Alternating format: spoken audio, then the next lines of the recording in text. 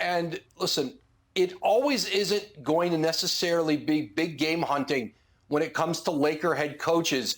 You may see other, candidates who've had success as head coaches, a Kenny Atkinson, a James Borrego, coaches of that ilk certainly, could be part of this conversation. And that's really interesting, especially when you talk about Mike Budenholzer, because Darvin Ham spent years and years under the tutelage of Mike Budenholzer as his associate head coach. So that would be an interesting choice as well. Perk, you're throwing up your hands here.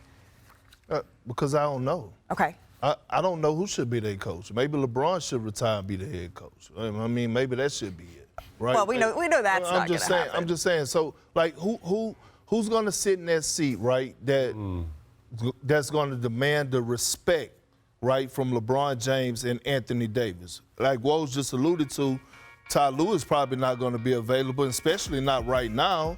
So when you look around the league, are you going to bring in a guy that has zero experience and put him in that chair, all right, that you could trust not to have a hidden agenda that's going to coach the locker room the exact same and hold everybody accountable? This is the first time that I actually don't know. I don't know. To me, a lot of times, and we're seeing around the league, the first finger that gets pointed to is the coach, and that is unfortunate. But in this instance, I also do think it's the construction of the team. Okay. In this sense that they were trying to find the right starting lineup. They had some injuries that hampered them. Then finally, D'Lo gets hot. You find out that Rui Hachimura is better in the starting lineups, largely because the success that the Lakers had was predicated on Vanderbilt also being out there in the year before, so they had to fill in so many gaps.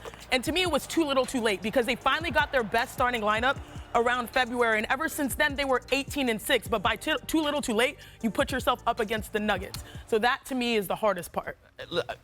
I just think the Lakers underachieved this year, just in terms of the regular season. They played around, and they had to end up getting in the play-in game, and they drew the best team in the league. That's basically what happened. We have a team here that, essentially was put together in the summertime to compete and win a championship. Everybody said Pelinka was the best executive of the summer putting this team together. So I know they had injuries, but they had a multitude of guys that they could have used that they were supposed to be herald role players. This team did not play well this year, man. A lot of that, yeah, you could put on Darvin Ham, but a lot of it is the guys on the floor. I mean, that's just what it is. It wasn't a good year. Well, and to Chiney's point, the Lakers have more options now, more assets that they can use in this free agency as they sort of assess what they want to do. Before we go to break. Try to boast at what I look like. I'm